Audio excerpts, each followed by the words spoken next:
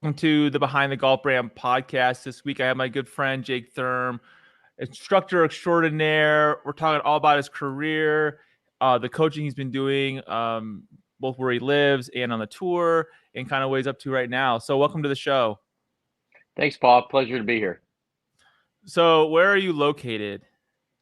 So right now I'm located in my basement, and so I'm in It doesn't Naperville, look like your Illinois. basement. It looks like you're at Pebble Beach.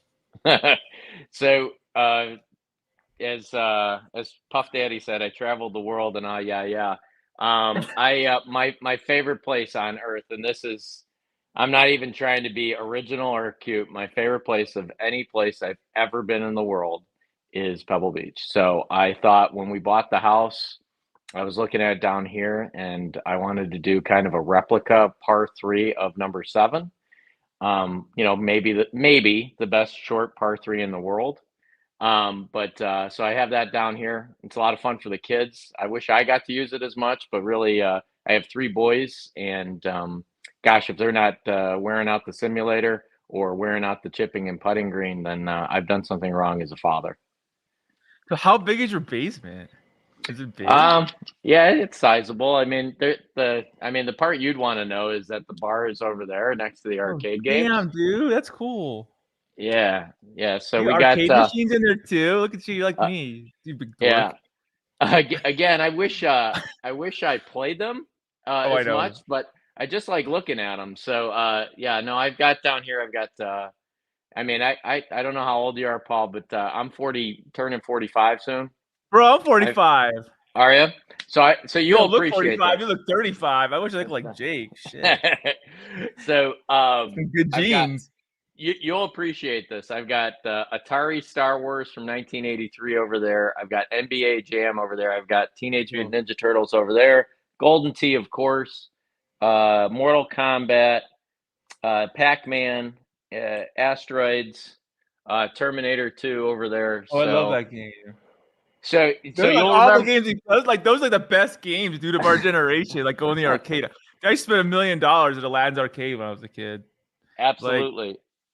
And you'll appreciate. I think we've probably lost half your listeners right now, but you'll appreciate this. Everyone's like us, bro. They're like, oh yeah. So I'm gonna go to that dude's basement. Did you ever see the show Silver Spoons back in the day? Yeah, the train. They could keep the train. Yeah, it trained around the living room, and then he had an arcade. And I said, you know what? I know I'll make it when I have an arcade in my house. So that's bro. You hear my story? Here's my story with my arcade. So like 20 years ago, my buddy was like, hey, you want to build an arcade machine with me? And I was like, sure. How much is it? And he's like, oh, it's like $500. We can do it over the weekend. And I was like, okay, let's do it. And so we it was bullshit, dude. It took us 2.5 months, and I bet I spent $2,000. Right. Yeah. Because once you start it, I don't want it to look like shit. Right. So then it's you build it, but then it's oh, we have to get so then I found all the original. So I wanted mine to look like Street Fighter 2. So I found all the original stickers. This is 2002, dude. The original stickers from the arcade machine, the cabinets, not remake, from Street Fighter 2 Champion Edition. I found that. I made it look like the real deal. But my arcade machine plays 12,000 games right now. Yeah, there's a few of them. Some of them down here play 12, 14 games. Some of them are just dedicated. It's funny you said Street Fighter 2. We could talk about this for the 45 minutes, by the way. Hell Paul. Yeah, we could. You're asking Street Fighter 2. There's two. Who's your player? Let's ask that question. Yeah. So there's two kinds of people, right? There's Mortal Kombat people and there's Street Fighter 2 people. Now, the funniest thing is if you would have asked me back in the day, I would have told you I'm a Mortal Kombat person. But I just told this to one of my best friends. So he comes down here and I'm like, I got to get Street Fighter down here. And he goes, well, I thought you were a Mortal Kombat guy. And I go, I was as a kid because of the fatalities and the blood and all that. And he goes, yeah. And I go, yeah. I go, have you played Street Fighter 2? And he goes, not in a long time. I go, it's way better than Mortal Kombat. I mean, that's all Mortal Kombat has is all that kind of stuff. So that's all I got. It's the 5 buttons are all weird, block in the middle. Yeah, no, Street Fighter's a way better game. I just didn't know as a kid. I just wanted to take someone's head off. So yeah, Mortal Kombat's down here. But Paul, you've inspired me. The next time we talk, I'm going to have a Street Fighter 2 cab down here. Yeah, because it's a way better game. my arcade machine like is broken right now because like this thing's so old. I gotta put a new monitor in it. And like, you know how hard it is to find a monitor that fits the right size? Like back then it was easy, but like now it's all flat panels and shit. It's like, it's like I don't have time to go figure. I mean, I have to figure out how to get a new monitor. Like I have to get a new monitor. The last time I did, I bought some old ass TV and like offer up from some old lady, and like it died like a year later. So now I have to buy like a real computer, like a real whatever. But so it's funny you say that because I have a CRT over there in the corner next to the Terminator. Yeah. So I have a CRT TV and I have all 10 video game consoles that I owned, and I have them on a switcher. So you can play all the games on a switcher on an old TV on original hardware. Because I got a Raspberry Pi to play it on the 80-inch TV over here, like any game, NES, Sega Genesis, all that. But I still like playing it on the original stuff better than the emulations. Hell yeah, dude. So it's delayed. I feel like it's delayed on the emulation. It totally, go play Mike Tyson's Punch-Out on delay. I mean, you're going to get your ass kicked, right? Yeah, so seriously. So if you came down here and if that's your jam, I've got my 10. I kept them all, and I'm a little. You have all your old consoles. Oh yeah. No, so there's a wall behind me over here that has. Yeah. So I probably have about 500 NES games. I probably shut up. No, it's all back here. And then I got I got a little over 100 SNES games. Probably about 50 Sega Genesis. I went back and if I got rid of it, remember when we used to give it all to, we'll say GameStop, but it wasn't called that as a kid. It was called Babbage's. But remember we give that all, we give them and they give us like $2 for it or something like that. $1.50 or whatever. Yeah. Stupid. So I went back. I still had a lot of them, right? But I went back and I got all the ones that I sold my soul for. And so I have them all back, plus the ones I'm not actually looking to get every single game ever made, but I got back. Well, now I'm getting close, right? But I wanted to make sure I got the games also that I really wanted when I was a kid. So I got that all. And my boys, there's a PS5 and a Switch and everything. But my boys like the old stuff too, right? Oh, wow. They love like, super. My youngest, my 4-year-old's upstairs playing Super Mario 3 right now. I guarantee That's the best game ever. That's the best game ever, dude. It's pretty good. I remember in 6th grade that game came out, and it was summer. My buddy got that, and that's all we did that summer of like 1989. That's all we did. Like 100%. That game was like, dude, look at we talk about freaking golf. It was like it's like Nintendo games. Yeah. So I'll wrap this into golf. No, you don't have to. This is great. No. This is great. Kevin Streelman and I, who's a player that I work with, and also is one that I grew up with. Him and I, you'll love this. Him and I have a bet. So I'll try to make this long story very short. He loves it down here. He tells everybody on tour and stuff, you got to go in Jake's basement. So because of and not because of that, he could care less about the putting green. He's got a putting green, right? He's like, you got to go down there for the arcade. So he gets his youngest son, this little handheld Contra game, right? And Contra 1? Contra 1. And so the original. So he goes, have you played that? I go, oh, Kev. I play Contra a few times a year. And he goes, I go, I saw that handheld. I go, I didn't buy it. I go, because I have it and I can play it on so many different things. I go, how is it? How's the gameplay? And he goes, oh, it plays really good. I go, oh, cool. I go, it does the Konami code and all that kind of stuff. And he goes, no. I go, oh, the handheld doesn't do it. I go, that's lame. I go, that's a tough game then. And he goes, oh, it's super hard. It's impossible, dude. So that's 3 lives. Right. Kevin goes, yeah, it's impossible. And I go, it's not impossible. I go, it's just really hard. And he looks at me like, he goes, are you saying you could beat Contra without the code? And I'm like, yes. And he goes, I assume we could swear on this, right? He's like, bullshit. He goes, bullshit. And I go, I could do it. I go, I have to get some prep. I go, if you're asking me to do it right now in front of you, I go, I need to practice a little bit. I go, but I used to beat it all the time with I got bored with the 30 lives. So I challenged myself. I go, I used to beat it all the time without the code. And he goes, bullshit. So I'm like, so right now him and I have $100 bet, and I am currently in training to so the next time he's in Chicago, I only get one shot. So I'm gonna like sit down and Oh, I if had you some die, it's over. Yeah, you only get yeah, one and shot. I get one shot in front of him. Oh, I will die, but I just have to beat it without the code. I'll definitely die a few times. But and my only stipulations was, all right, if I'm going to do this, I'm not playing it on emulation with the delay. I'm playing it on my TV, on my Original Nintendo with my Nintendo. Yeah, controller.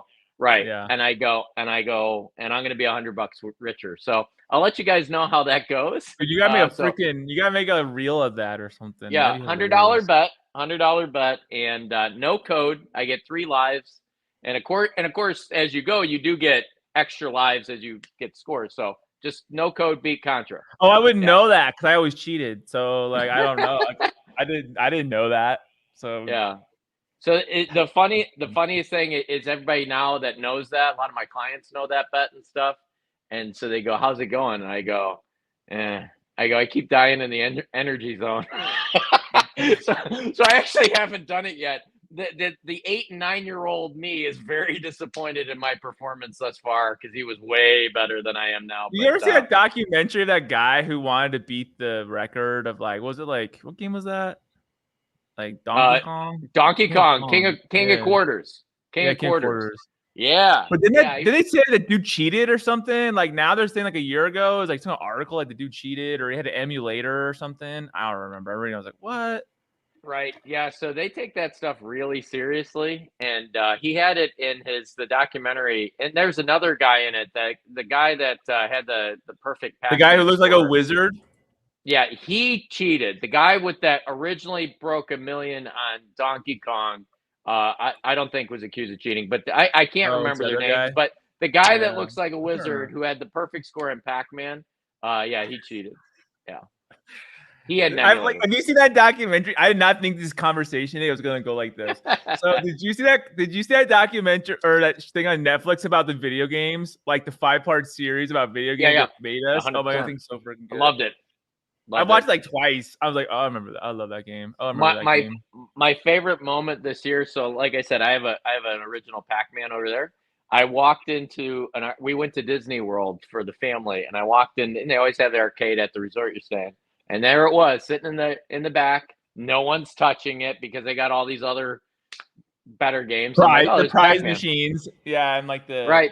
So yeah. I go, I just go back there, and I'm like, I wonder what the high score is, right?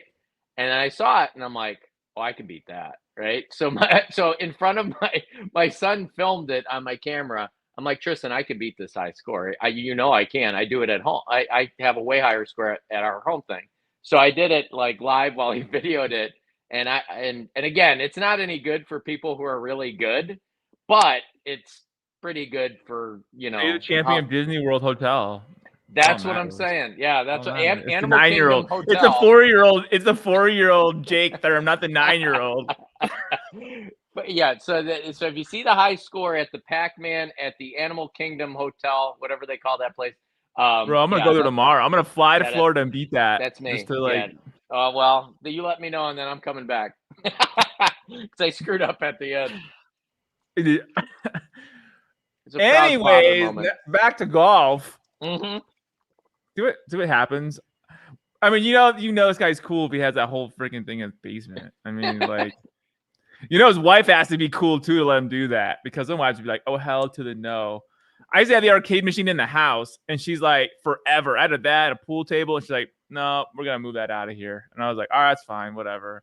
But I miss playing more. Every wife is cool, as long as you're not married to them. You know what I'm saying? Yeah, exactly. I have carte blanche in the basement and in the garage, and I have no input on the rest of the house. I can. Well, you're lucky you have a basement. I wish I had a basement. Like, honestly, Yeah. Everyone comes to my garage and like, "Oh man, your garage is so cool." And I'm like, "Did you see the rest of my house? Like, I don't want to do anything anymore." Like, but pre-kids, you did. Like, you had your own room, probably your own shit. Yeah. Then once you have kids, I was like, no, your stuff gets smaller and smaller, and it gets moved to an area, and you're just like, 100%. that's your domain. Yep. It helps having like, three boys here. It is kind of for my wife. It is kind of man land with 3 boys, all in sports, golf being one of them. But hockey and baseball and all that kind of stuff. So yeah, there's like in their rooms, it's all sports theme. It really is man land for my wife, so she can have the rest of the How old house. are your kids? I have a 12-year-old, a 9-year-old, and a 4-year-old. Oh wow. So I'm home right now with the 4-year-old, and like I said, he's upstairs playing right now. So he'll be occupied while we do this. That's cool. Yeah, I have a 13-year-old and a 10-year-old boy. I have boys too, so I know what it's Cool. like. Yeah. But my wife likes having boys. She's like, "Oh, I love being the only girl in the house." I'm like, "Thank God I only have no freaking girls." My buddy has a daughter, dude. I'm like, "Oh, there's no way I can handle that. Like, there's just no way I could." Like, I'm like, "I don't know how you do it." I don't know, man. He's like, "This." And then we went on vacation together, and he was like, "Bro, you're so lucky you have boys." He's like, "It's so much easier." I was like, "That's what they say." That's what we were. I'll be honest. We were trying because there was a delay between the 9-year-old and the 4-year-old. Right. We were trying for a girl on the third, but ultimately I can only hit one ball flight apparently. So, "Oh darn." Yeah. So You went like this. You're like, "Yes, you got another boy." I remember when my son, like my dad and I high-fived each other. Like we saw during the ultrasound. We like high-five, like, "Yeah, we got a boy," not like, yeah. But so, all right, did you grow up in Illinois then, or what? Yeah, so grew up in just outside Chicago. In Naperville? So I live in Naperville now. I actually grew up half the time in Westmont and Downers Grove. Went to Downers Grove South out here, 97, and then I played. Shout out. Yeah. There you go. I just had my reunion. I'm ashamed to say. I think it was 25 years, whatever it was. You went to it? Oh yeah, yeah. I like Bro, I going went to to my that 10 and I was like, I don't want to see these assholes ever again. Who cares? It does help that you're all connected probably on social media or somehow, so you kind of a Yeah. little bit caught up to speed. But I like going to that. It's like you ever see the movie Romeo and Michelle's high school reunion? Yeah. Like, I like all the people that go there and tell you that they invented Post-its and shit like that. I like all the lies. So, I'm a coach, man. I'm a people watcher by nature. So I thought I would hate it, and I actually loved it. And so shout out there. And I played golf all through high school. I played golf in junior college, and I finished my undergrad at a small school in Illinois called Millikan in Decatur. Got my degree in clinical psychology as it applies to child and adolescent psych, and played on the golf team there. And my mind was always, so I was a child abuse investigator at DCFS, and then I was a respite worker for the DuPage Board of Health. And, I just, it was hard. That's a very hard profession.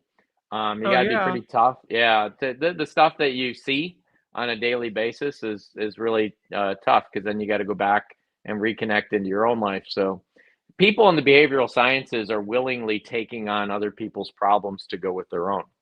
So it was really difficult. So it kind of brought me doing that for a little bit, brought me back to golf. And I thought the thinking was, well, obviously I just wanted to help people. So I was a decent player. So why not help people through golf? And maybe that'll be a little bit easier than kind of what I was pursuing at the time. So I started learning from a lot of great mentors, many of which are in the Hall of Fame. You said earlier Jim McLean was on a little bit ago before me, and he certainly has been a great friend and a mentor, and someone I very much look up to. But Dr. Suttie, Bob Toski, Jimmy Ballard, Mac O'Grady, all these Hall of Fame teachers I got to spend around, and then a lot of I guess what I'll call my peers have been very kind to me over the years. The Harmon family's been great. Claude Harmon III, Sean Foley, all the quote unquote superstars in golf instruction. It's funny. It's a competitive business and it's a competitive environment, but I guess I've always kind of managed to do that and be respectful. I've always believed that you can't coach all these players, so don't even try. So they kind of know either that or they're not threatened by me. So I guess that would be the other thing. So Yeah, no, I've had a lot of great mentors and friends that has helped me out along the way. And I'm not a big believer in a self-made man. I mean, you show me any self-made man, and I'll show you a lot of people that had their back, that believed in them. And if if anybody out there is listening and they don't feel supported by those that are around them, then get different people around you. So that'd be Yeah, my advice sure. in general. Yeah. So then, what year did you start like getting serious about golf again? So, I obviously my own game. I don't play that much. I'm on anyone that follows me on any social media channel knows that I'm pretty much relegated to a par three player with my little guys until they hit it further. But in terms of when I started kind of picking golf as a career, that would have been right out of college, around 2002, 2003. Though I was interested in instruction, I was always interested in instruction because I used to, as a kid, I used to watch. There was a local who was it turned out to be my junior coach, but was a local pro who had a lot of good junior players. And I would always get done practicing, hitting 500 balls a day, chipping and putting for, 2, 3, 4 hours, and then waiting for the course to open up again and going out and playing. So in between, you eat your sandwich or whatever, and I would just watch him teach, not because I was trying to glean more information. I actually never thought, I figured if he was talking to that person, it really wasn't for me, it was for that person. Yeah. And so I was always amazed at how somebody could make a suggestion, and then suddenly there'd be a change in the ball flight, and then there'd be a change in the golfer's demeanor, right? So then they'd be like, oh, you know, so they'd be, happier or at least less sad, and because there's a glimmer of hope, there's an opportunity here. So um, I think a lot of great teachers probably wasted a lot of their time, and the reason that they're great teachers now is that people come to them with their expertise in how not to waste their time. So, in other words, if they're going to truly do this, if they are going to dedicate the time, then time is valuable. It's the only thing we can't buy more of. So if you are going to dedicate the time, a great coach probably, with their own game, wasted a lot of time. And what you're really purchasing from them, your return on investment, is that you won't waste your time, the very little that you have. I mean, I do teach professional golfers, but I mostly teach professional people, and professional people have careers, families, all this kind of stuff. They So don't have a lot of time. they don't have a lot of time, so they have to maximize it, maybe even more than a PGA Tour player who's going to. Industry leaders work 10 to 12-hour days, right? So that would be a PGA Tour player. So a PGA Tour player for 10 to 12 hours actually could, in theory, not maximize that time, but still have enough time to overcome that. Whereas a professional person, they play once a week, they get to the range once a week for an hour, and ultimately, what are they going to do? So it's really maximizing the time that they have towards improvement and making sure their goals align with, their the amount of time they have, but their current skill set, where they're at, and where they'd like to go. So, like, you got out of college, and hmm then were you working in the other profession first, or you were just golfing, getting back into the game, right? Like, just for fun, right, or your hobby or whatever it was. And then when did you say, like, I had enough of this serious shit, right? Like, and what does your probably your own mind, right, that you need to deal with. Like, when did you decide to, like, I'm gonna try to do golf, like, maybe instruct? Like, how did you go through that process? Sure. So I never really stopped playing out of college. My game was pretty good out of college because I just finished Where college do you go to golf. college So at? Millikan University in Decatur. So I played as an amateur. I played in the state amateur multiple times. I played in the state Yeah. open multiple times as an amateur. So I was still playing. I was still playing competitively. Making the cuts in those events, and so on. So, um, after that, so what made me kind of decide was really maybe had nothing to do with golf. It had to do with, one of the darker things that I had seen, and I won't get into that, but I will Oh, it's say like, this. yeah, Yeah, yeah, traumatic shit, right? right, Where yeah, it's like, yeah, yeah, I like don't want this is really bad. too heavy Yeah, stuff. Like, yeah, yeah, yeah, really I heavy get it. stuff. And the funniest thing is, my mom asked me. She goes, she goes, I tried to protect you from all of that, and there you are going head first right into it. It almost as if to say, what did you expect? So, yeah, it's wanting to help people. The funniest thing is, I never set out to teach PGA Tour players. I actually just wanted to work with juniors. Like I said, my degree was in child and adolescent psych. So I only wanted to, which might help me with tour players when you think about it.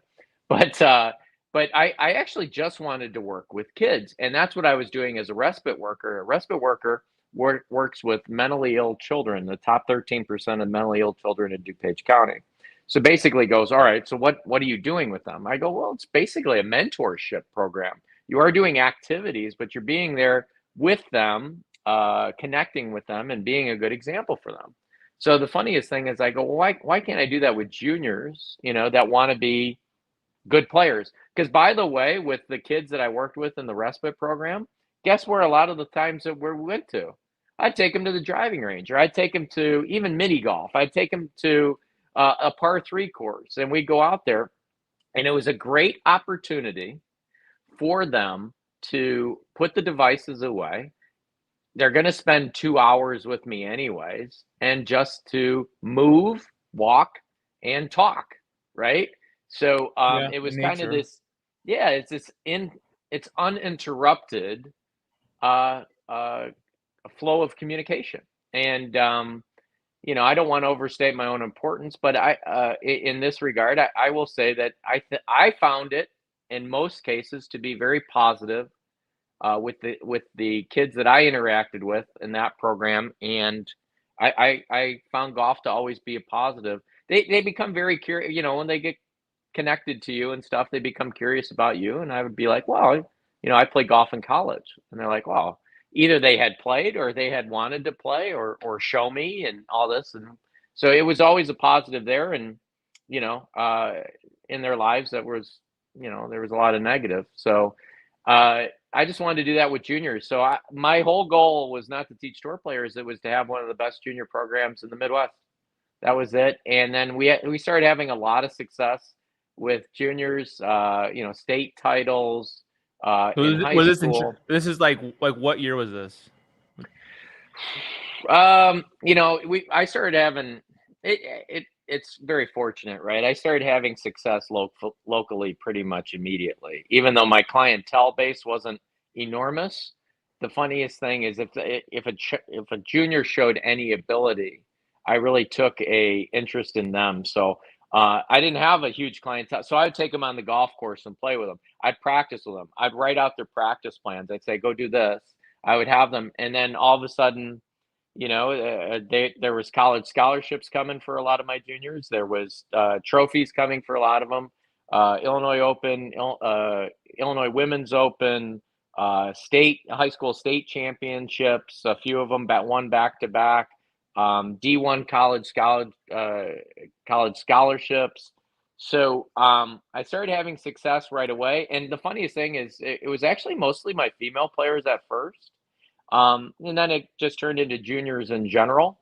And, when you have success with players, it plants the seed Well, that that's you your can marketing, actually, right? It's working. right. Like It's that's at the end working. of the day, that's what people want. They want it to work, right? They're, So they're, it's like you they're don't have to go paying, market yourself. It is they're, you're I who you are tell, is doing it.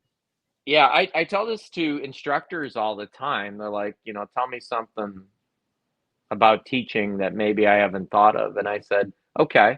I go, do you charge for your time? And they go, yeah, I charge whatever, and it's per hour, right? I have an hourly rate. And I said, okay. Well, did it ever occur to you that they're not actually paying for your time? They're paying for an outcome. They're paying for a result. And did it ever occur to you that you could achieve that result in 5 minutes and not an hour? I go, case in point, I go, have you ever been involved in a lesson where, right away they just, they start hitting it better and this is what they should be working on. But you look at your watch and you've got 50 minutes left. And they go, yeah, all the time. And I go, so why do they need 50 minutes left? And the answer is because you said that that's what they paid for. I call it results. It's solution-based learning, right? So it's all results-based. So what I kind of started to do back then was, because I was achieving results, I realized that's all people wanted.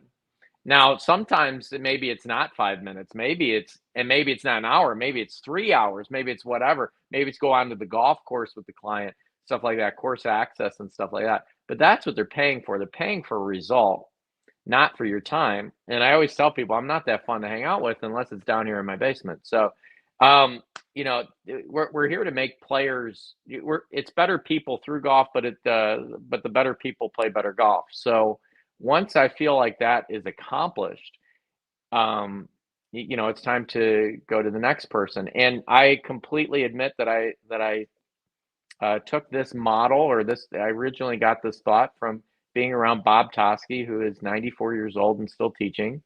Bob Toski would line up on the driving range back in the day in the 70s and stuff.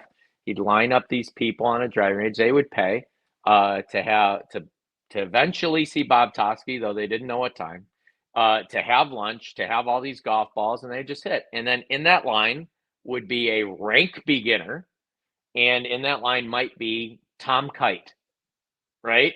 So, and then the funniest thing is, you didn't know when Bob, it's like, you saw Bob, he's right down there, he's working with person 3 people down, but you didn't have a time that you were going to see him. You just knew you were going to see him. And it wasn't based on time. It was based on result. In other words, once he felt like you got it, okay, good. Now go to work, right? Like, do it, right? Because if I'm going to just do now, go do it 100 times, right, or 1,000 times. Like, absolutely. Like, other than that, it's all filler. It's all fluff. You're just filling the air because you're stuck on this clock where it's like, oh, I got another 45 minutes. What am I going to say now? So, and the funniest thing, let's go putt. Yeah, exactly. Well, and maybe that's the answer. It's like, all right, you got a good idea. All right, cool. I learned a long time ago where people go, I always tell people Jake's a 4-letter word. Go ahead and use it on the course if you wish. I always say, but if you tell them I'm thinking too much, I go, I want you to list the thoughts that you have. And when I started challenging them, they're like, oh, I'm thinking too much. Okay, good. Only a golfer would find focus to be innately negative, right? In any other sport, we'll talk about the focus of Kobe Bryant. But in golf, apparently, if you have too many thoughts, you're too focused, right? I don't believe in such a thing. So I would challenge the golfer right back. They say, oh, I'm thinking too much. Great. Okay, tell me, list them. Well, what? No, list all your thoughts. And what I realized was the first 1 or 2, which they were probably saying because I was standing there, the first 1 or 2, I had something to do with. And the next 3 or 4, we had never had that conversation before ever. Right? And they were hanging on to this like it was gospel. And then finally I get to the point where I'm like, why don't you just give me the keys on that? And then, what do you mean? Well, it sounds like you're trying to fix 5 or 6 things. I just want to work on one thing that perhaps will show improvement on 5 or 6 things. Right? It's approachable, it's digestible, and you can do it as long as that's all you focus on. So, are you thinking too much? Not enough about the right thing, right? And you can't fix everything at one time. You have to pick the one thing, and you could maybe fix them all. Like, you're thinking of it differently. Multitasking is the biggest lie we've all been told. Multitasking is essentially be kind of shit at everything, right? We can handle. But what if you have ADD, right? And you're like, oh, right. I got to do 50 things at once. Then what happens? It's like, okay, what do you do in that scenario? To quote Bill Murray, we are always better when we are calm and focused at anything. And on one thing. What I'm saying, on one thing. When you're in the zone, it's all you're thinking about, not all that crap. Exactly. So a great teacher And I get a lot of people that they research me, but they've also researched everybody. They have what I call rabbit ears, right?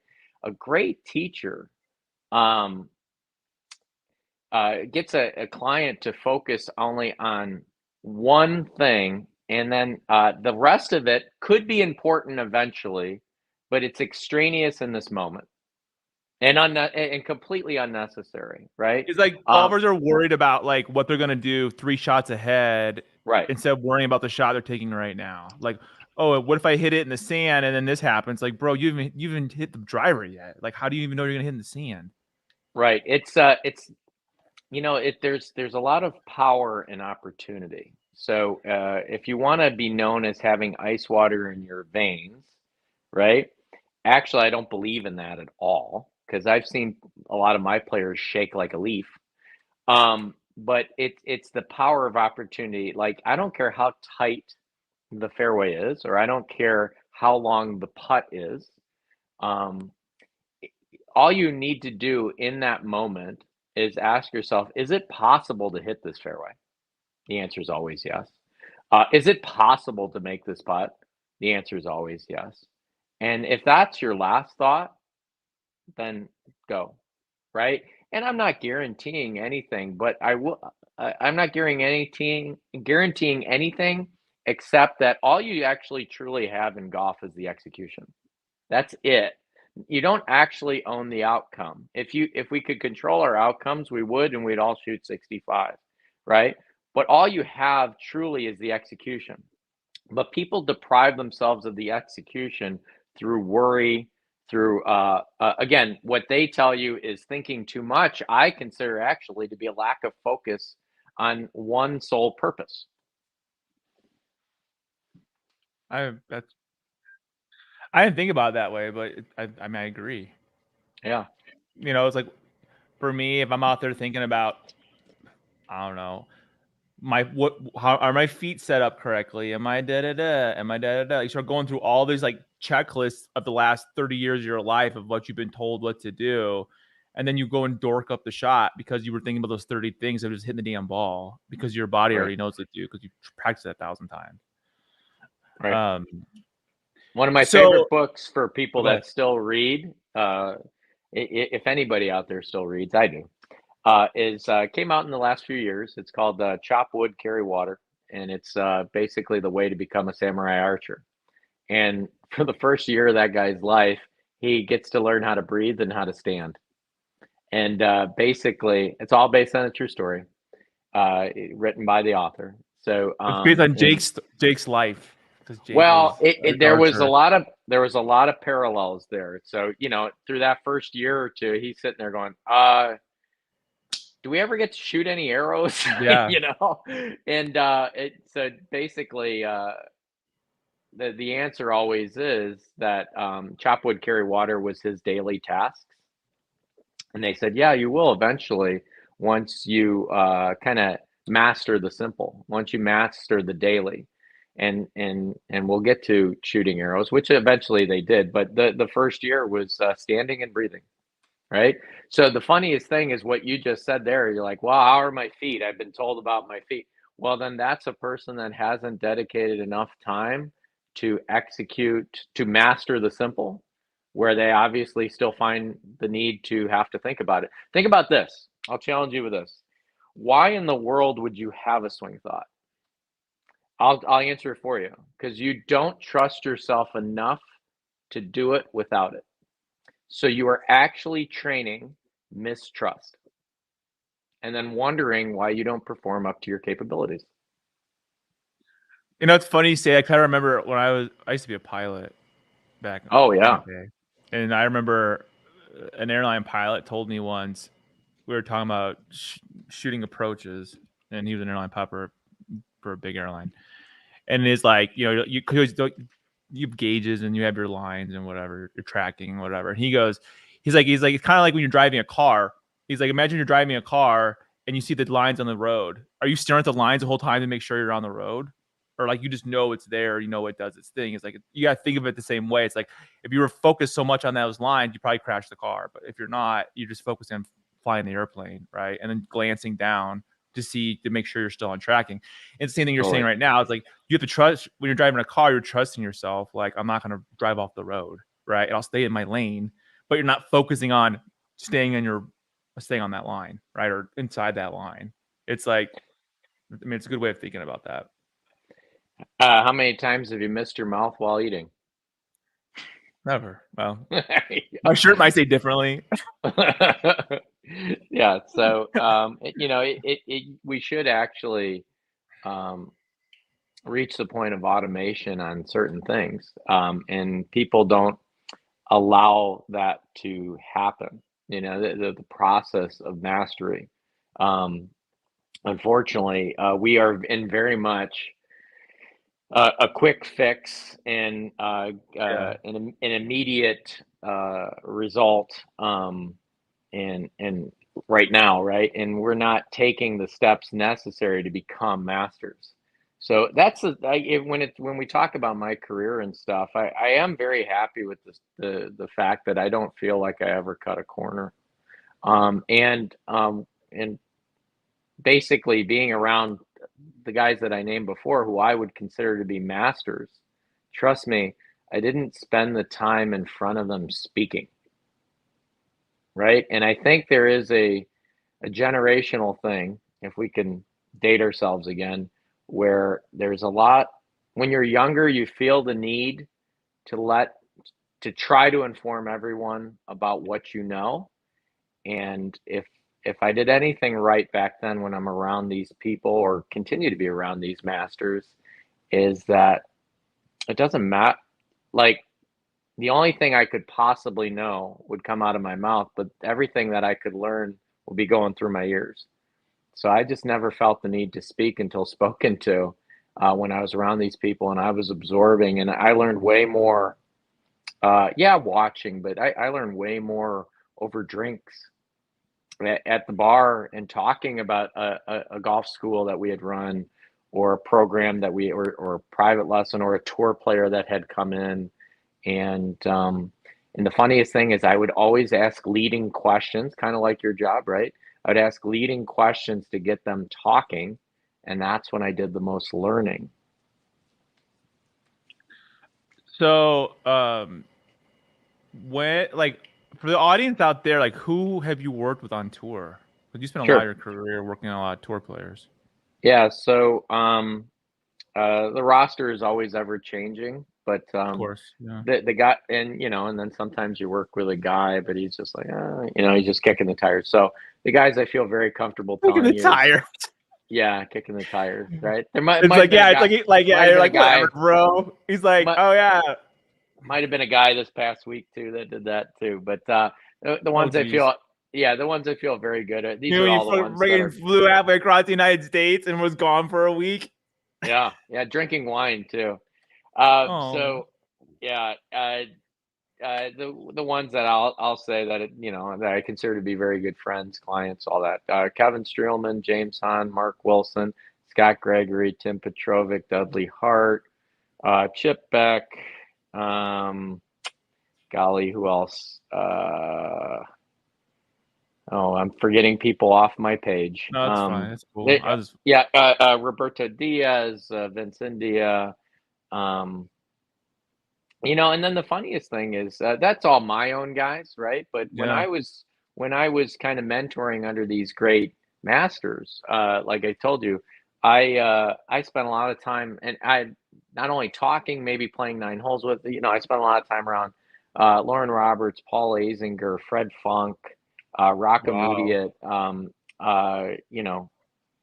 all these fine players that were, From the guys we watched when we were right. Peter kids. Jacobson. Yeah. Yeah. So I've either been involved with them early on, this is going on 20 years ago now, back when they were playing. But a lot of them I used to, after their lesson or whatever, with whoever they were going with, they'd want to go take it on the golf course and see if they can do it. So that's the funniest thing is, when you watch how they conduct their lessons, it really shows you kind of what's wrong with how amateurs go about it, because they always want to get something that usable that they can take to the course almost immediately. Nick Faldo is another name. I spent time with Nick Faldo on a body track, and case in point. So he had never seen his pressure trace before. So, and I'm sitting here going into this thing going, oh my gosh. I go, I'm going to talk to a 6-time major champion. Oop, by the way, where's squares, man? I'm going to talk to a 6-time major champion, and here I am, the Woodridge Junior Open champion in 1996. And I believe he won the Masters that year. So I'm like, I'm going to get figured out in a second. This guy's like a modern Hogan. So I got to bone up. I got to sound really smart. This is like 7-8 years ago now. Right. I'm the smart guy. I'm the young. Like, I'm going to get figured out. You really quickly, you have that feeling of imposter syndrome, right? So that's all the time. Right. When so that the go funny, away? Right. So it depends what room you're in, right? Exactly. So I think you're in the right room if you get that feeling. That's what I would tell you. If you don't have that feeling, you're in the wrong room. So you're with the wrong people. But so anyways, with him, what I found is I found that he was very eager to learn, that this was brand new to him, and that when it came to that, I was an expert, and he was eager. I thought he would want it very technically. That's how I always was told by the media. He's always so technical. He's so analytical. And then, to make it simple, I want a little bit more of the pressure in his lead heel sooner as he, transitioned into the downswing. So I said something along that line, and he goes, "You mean like squash a bug?" And I go, "Yeah, but don't anger it. Kill the fucker." And he goes, "Okay." So he does it a little, and obviously this is how good these guys are, right? A little something. He goes, "I can do that." And he does it. Trace cleans right up on the pressure mat, and he goes, "I can do that. I can go play with that right now." So the funniest thing is, I thought he was what I learned about Faldo is, yes, he's he analyzes everything, but remember, he's a player, so he analyzes everything, but he will convert it very quickly into a feel that then he can go perform. He is not doing the theory of relativity over the golf ball. He has analyzed something and converted it into something quite simple that he can do in the moment in front of people right now. And that's what great players do, right? If analyzing and knowing everything and having all the information made you a great player, then all the best teachers would be the best players, and we're not. Nick Faldo took something complicated and made it simplistic so he could go play immediately. And that's the genius of Nick Faldo. So, like, the way Jake and I met was through squares. And, like, can you kind of tell the audience, like, how you were introduced with squares and, like, why you wear squares and, kind of your background with what you're kind of talking about right now with Jake, with Sir Nick, like, the same thing. Like, can you explain to the audience that, please? Sure. So one of the first major I ever coached in was the British Open at Hoylake when Rory McIlroy won, almost pretty much going away. And one of my great friends is always been like a big brother to me, has been Sean Foley. So, when you first get out there, and this is my first major, and your player's outperforming or whatever, you're probably going to go have lunch with somebody that you know. So I knew him. So we sat down, and it was 2014, if I'm not mistaken. And I believe Justin Rose won the US Open in 2013, if I'm not mistaken, at Marion. I noticed something in his statistics, and we're big, golf nerds in general, but statistical nerds. And I noticed that he had put on basically the equivalent of 10 accurate yards, meaning he was longer, but his accuracy numbers were the same, if not better. And off the tee, so I mean, that's huge, right? So I asked him, I go, "What do you equate that to?" He could have said anything. I mean, he could have said that. It's an open-ended leading question to get the master speaking, right? So he said he could have said anything. He could have said, well, me, my teaching. He could have said fitness, nutrition, rest, recovery. He could have said anything. And he, at that moment, there was something called a swing catalyst, and it was a force plate that it was in the ground. And he said he had gotten him on force plates, and the changes that they made were more in the ground and not really truly detectable by the camera. So I thought that was like, this is once again, this is kind of like younger Jake watching a golf lesson when he was a kid, right? This is like magic, right? I was like, wow. So the thing that changed was not detectable. I go, well, gosh, isn't that really what teaching should be, right? In other words, I kind of like it when my players perform well and people can't figure out what the heck we're doing differently, right? So so I was very enthused by that. So what I did is I saw that the swing catalyst force plates back then, I want to say were $30,000 or $35,000, and I wasn't inclined at that point to purchase force plates. I'm not buying that. Yeah, right. I want to. I got arcade machines to buy. There we go. So which are way cheaper. And so at that point, so what I thought was, well, it's okay if I don't own this, but I do have to have an understanding of it. I have to have a detailed, thorough understanding of this, of what I'm doing to better myself as a teacher. So what happened is a guy by the name of Terry Hashimoto came out with a portable alternative to force plates in the ground, and it would be a pressure mat. So, and that's what he basically was a pioneer of body track. And it came out of a company in Canada, and he's Canadian. So he saw golf applications. Now, body track also got me connected with the PGA National Teacher of the Year, Mark Blackburn, who's a great friend of mine. Sasha McKenzie, who's one of the game's leading researchers. Body track got me access to these people.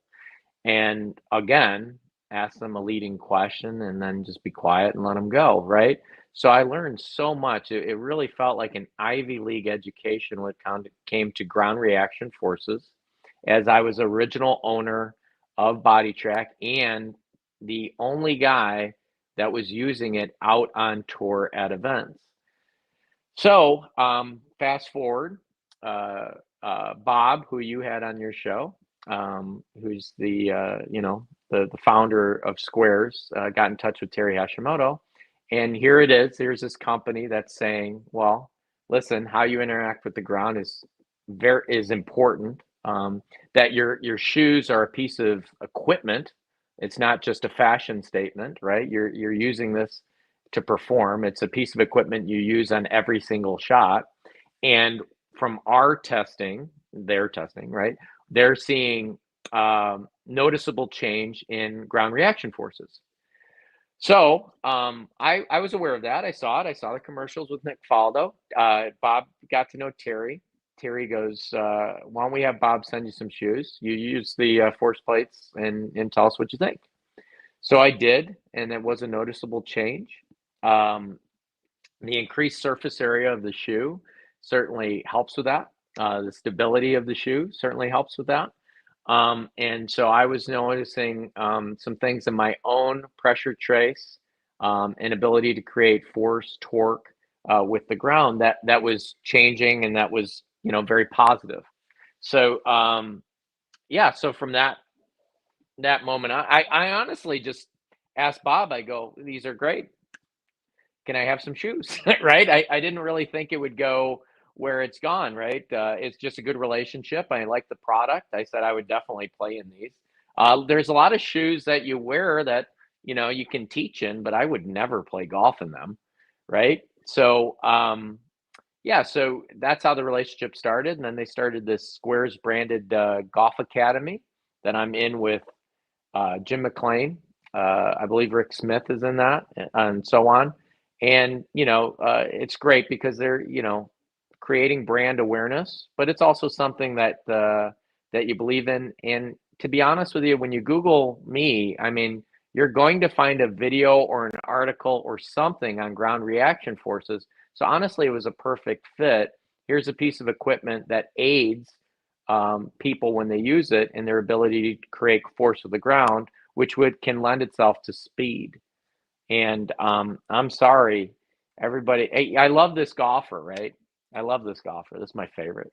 It's like, I already hit it straight enough. I just need to hit it further. I already hit it far enough. I just need to hit it straighter. They both need to hit it further because putting on distance gives you accuracy. And I can't, for the life of me, I can't figure out why amateurs can't figure that out, right? If you are longer off, golf is a game about subtracting distance from the scorecard on the hole, on the round. So I had a client recently that got fit. So I guess what I'm telling you is most amateurs, most club level golfers should only make decisions based on distance. That's it. Because they will be everyone better than them is longer than them, right? And when you increase your distance, so case in point, this is a great story. I also work with Club Champion locally, where I send a lot of my clients there, where they get fit, and I work personally with the fitter, a couple of the fitters in there, where they know me. You're dialing your player, like you Correct. know exactly what they need, and makes sense. You have to have that relation. I learned that on the PGA Tour. You have to have the relationship with the club company, because you both can help each other to help the player. So I had a client go. He went in for an iron fitting and stuff like that, and I said, "Hey, didn't you have your fitting?" "Oh yeah." I'm like, "Oh, not in yet. When they coming in?" I just decided not to get them. By the way, totally fine, because with my dealings with them, if they can't build something like better, then they like flat out tell you, like, listen, you just keep playing those for right now. I can't build you For anything your better. money, you don't need anything new right now. Right. And that's what I love about You them. just need to become a better golfer. Right, exactly. That's what I love about dealing. They don't give the hard sell, right? Yeah. So anyways, I go, "Oh, they couldn't make you anything that was better." And he goes, "Well, no, a little bit." I'm like, "Well, how much? Or how far are we talking?" It was only like 5 yards further. And I looked at him and I go, 5 yards. He goes, "Yeah, each club, like each iron going 5 yards further." "Yes." I go, "Okay."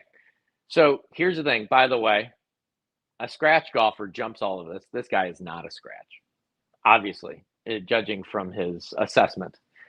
So I told him, I go, "Listen, let's say you're a scratch golfer," which he's not. I go, "Let's say it." I go, "So that's 40 full swings in a round of golf to shoot 72. So typically shoot 72, 40 full swings. In those 40 full swings, let's say you are 5 yards longer each swing. 5 yards longer and a miss, 5 yards longer and a make, 5 yards longer, 40 full swings, 200. I go, so by not getting those clubs, you are electing to play a course that is 200 yards longer. On tour, a 200-yard par 3, typically for the week, plays over par with the best players in the world. So you are playing a longer golf course on what would be deemed and from 200 yards, your average PGA Tour player hits the green less than 50% of the time. So you are in a game about 48, 49%, right? So just under. Best players in the world. This guy is not. So he is electing to play a 19th hole, and not the good ones, not the ones that are over at my bar. He's electing to play this mythical 200-yard par 3 that he didn't know was in his that he was electing to play. The magical hole that just showed up. Right, that just showed up, as he tells me that he would like to shoot lower. If you'd like to shoot lower, then you need to play the course shorter.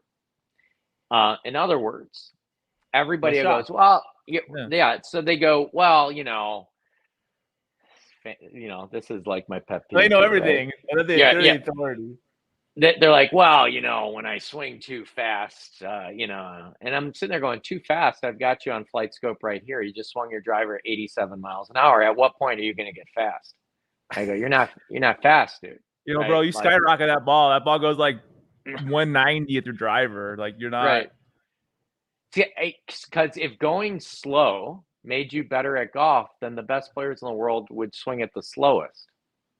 But they got Cameron Champ swinging 130, and I got this guy swinging 87 miles an hour telling me, yeah, every time I get fast, it gets bad.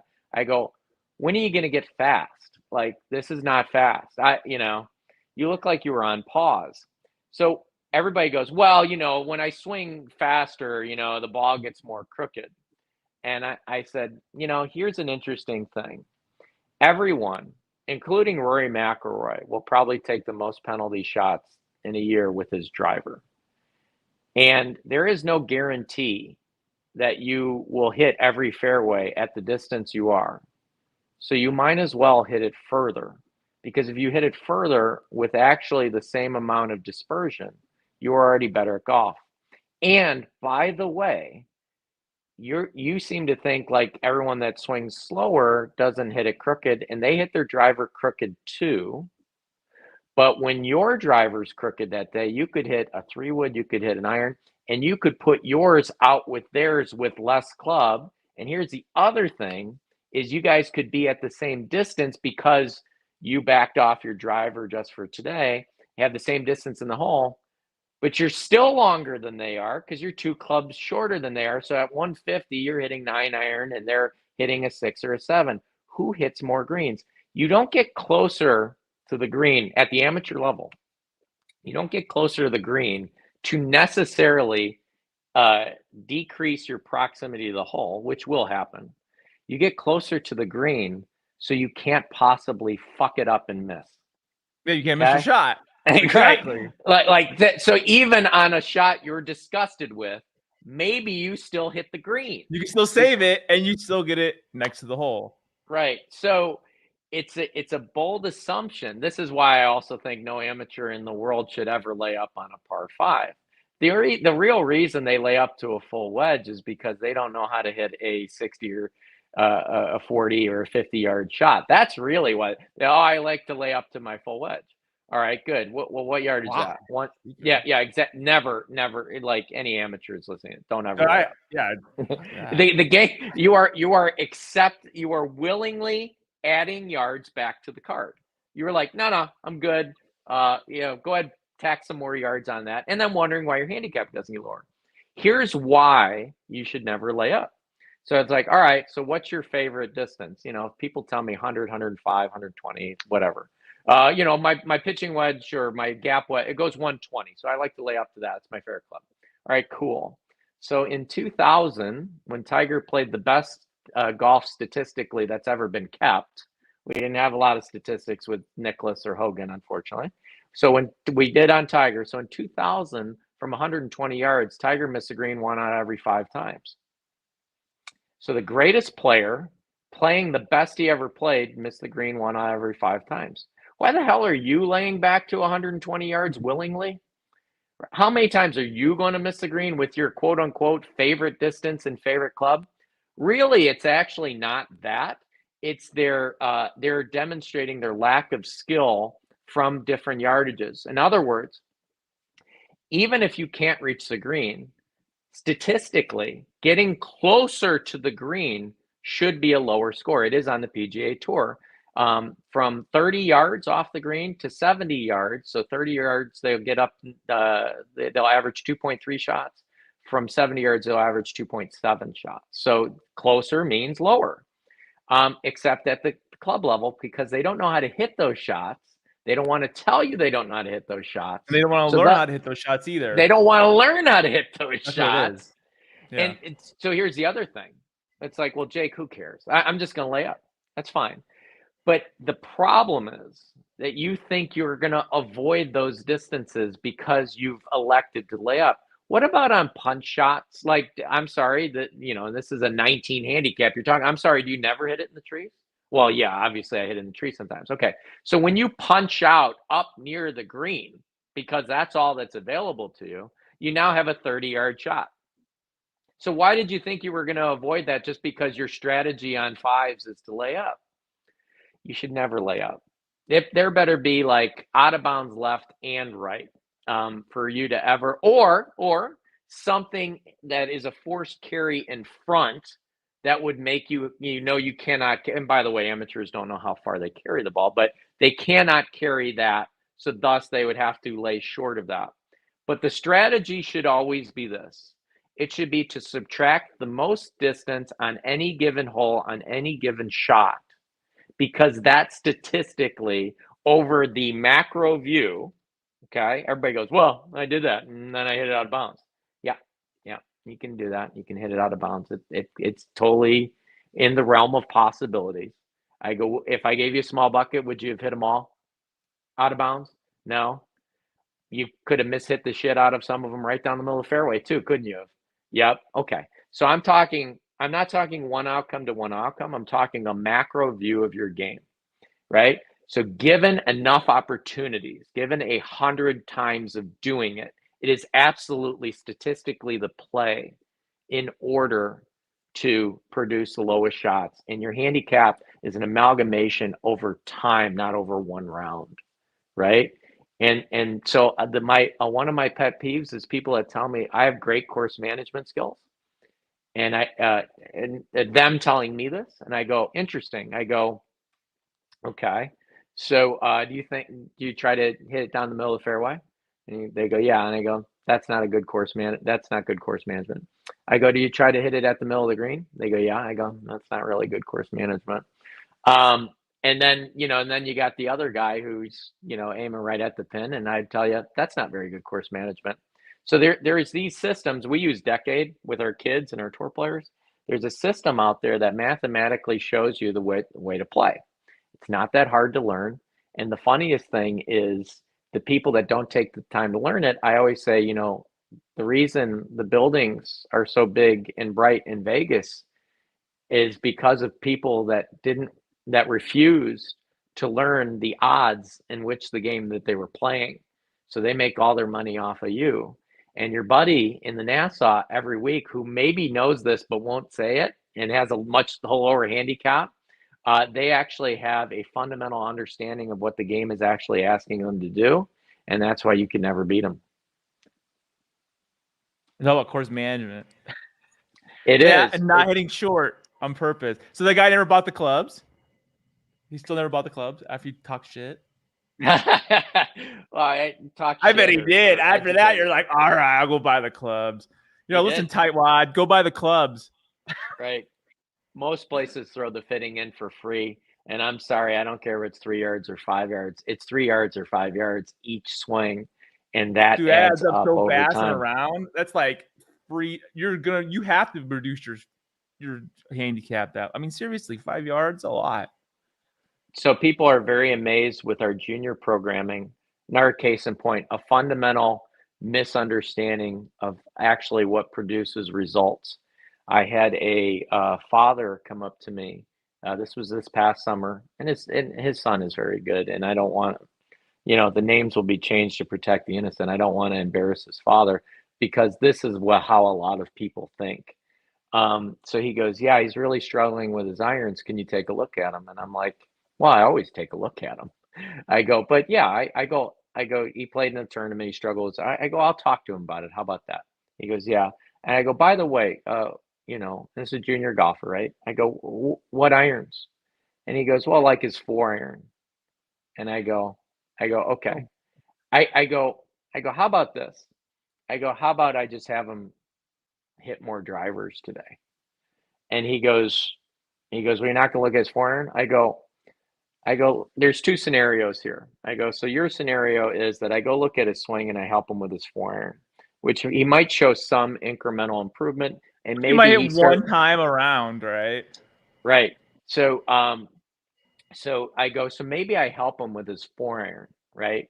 And this is a young kid, right? Little guy, 12 years old, 13. I go, so maybe I help him with his 4-iron, and he gets a little bit better with his 4-iron. I go, how many 4-irons does he have in a round? Now, you said it perfectly, because if this kid was older, it would only be once, twice a round, right? So the funniest thing is the dad was kind of ready for me there.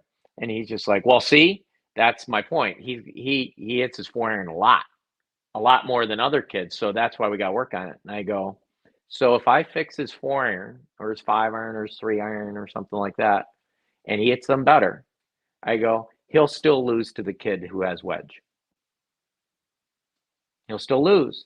I go, so what he really needs to do, and what's not going to happen immediately, but I promise you will happen over time, is he needs to keep pounding drivers, getting faster, hitting it further, so he has wedge too. So I always tell parents this, because we only work with driver, wedge, and putter. That's it. I don't care about 6 irons. I really don't. I tell them, if you know how to start the hole and you know how to finish the hole, you'll figure out the rest in between. And those are the kids that hold trophies. So we can fix your 4 iron, but you still won't win. That's crazy. It's like, it's almost like, but it's all the things you've learned through your career, and then it's like also working with kids. It's like all the same stuff. You know what I mean? It's just you're older. I mean, or you're younger than the person. It's like, and by the way, guess what, dads? Because I don't work with dad. So guess what his theory is that every he's also time about he 25 swings handicap, faster, right? He's about the 25 every time handicap. he swings faster, he gets more crooked. So he thinks his son should operate with the handbrake on. So ultimately, it's like he's a 20 handicap, and by God, my son's going to be a 20 handicap, because that's how we think and that's how we play. And you swing too fast whenever the shot goes wrong and all that kind of stuff. I'm always trying to break the circle. So that's dad's belief, right? But I'm trying to break the circle and start something new in that family, where it's kind of what happened in my own. No one in my family played golf. So if you want to know about someone that wasted their time, or that truly went with a lot of the gospel beliefs that still circulate in the game, it would have been me, because I didn't have anyone guiding me. But it's always fun to work with the families that like have 4 or 5 generations of scratch players and stuff like that, because they don't say bullshit like that father, right? Oh, if he could really start hitting his 4 iron, if he could hit his 4 iron, what? Like, what is that? What's that gonna?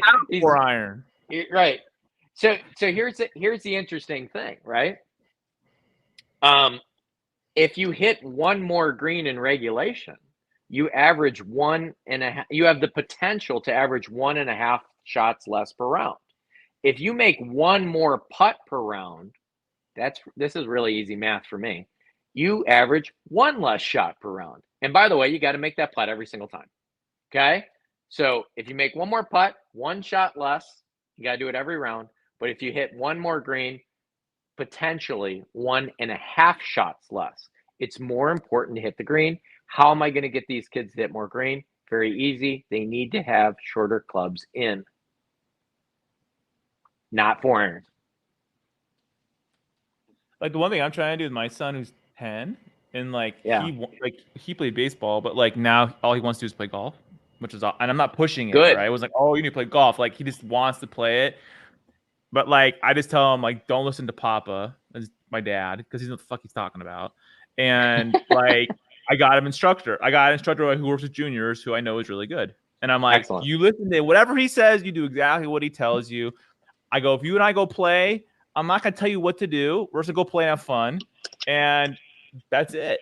Because I know the opposite of that. Because if you listen to, I'm a 15, right? So I'm like, I've been going down. I was a 25 last year, and I'm a 15. I'm trying to go down like single digits in this year, but I got instruction. So it's like all that crap in your head about what you think you know, you don't know. So like, I would rather start him young, get the instruction that I know will help him be a better player. If he wants to do that, if he doesn't want to do it, that's fine too. I don't care.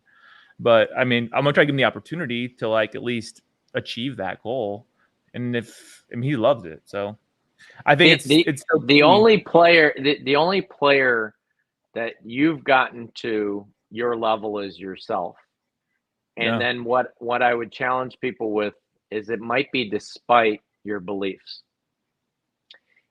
Being a coach means tearing down walls and presenting opportunities.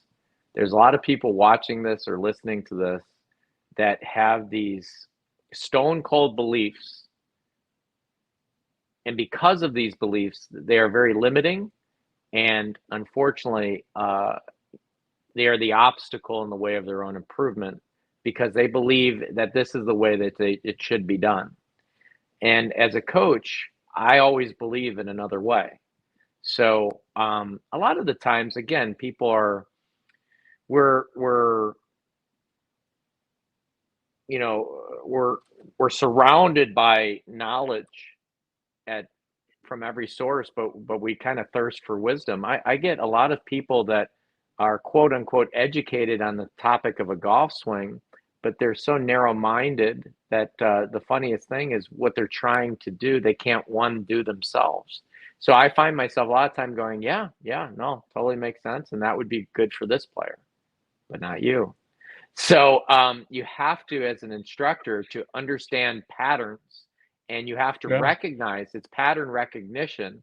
If your client can't do it, more than likely, not only will their handicap not go down, but they might actually run the risk of getting physically injured as well. So I'm sorry if somebody's just like showing you Rory McIlroy or Justin Rose. That's a really easy lesson to give, by the way. Just put you next to Rory and say, he's good, you're not, do what he does. I'm like, well, yeah, I'm a Chicago kid. I guess you could have gave me a basketball and said, hey, go play like Michael Jordan. I'll be back in 45 minutes. I mean, that's a bullshit lesson, man. The funniest thing is the problem with the lesson is it didn't include you. And he referenced Rory McIlroy, and he ain't here either. So That's true. An instructor a great instructor has to tear down these gospel limiting beliefs, tear down these walls, or at the very least present a door where it's like, yep, that's true, and that player can do it, but that's not you, and this is what you can do. And by the way, we can find great examples of that as well. No, I think it's really cool. So where can people find you?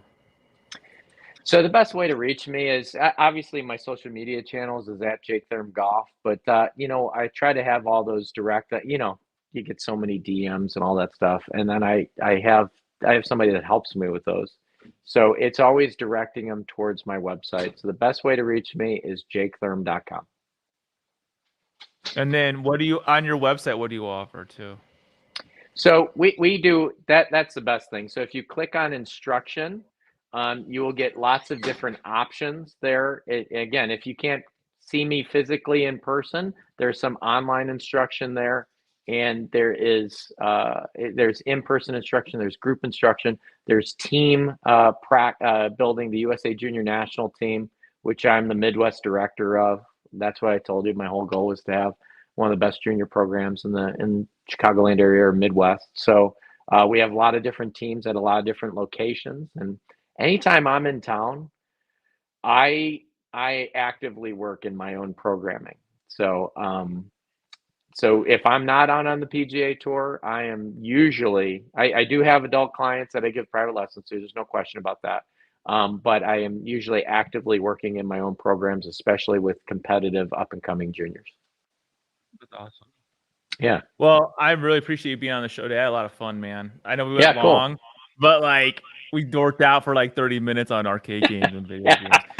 Most people don't talk about that ever, and I'm like, wait, what? That's I don't know. I geek out on that stuff too, but I really appreciate you being on the show today, and you guys have to check out Jake's stuff. It's really cool, and obviously you guys know he knows what he's talking about. But thank you again, and I will see you guys in the next episode.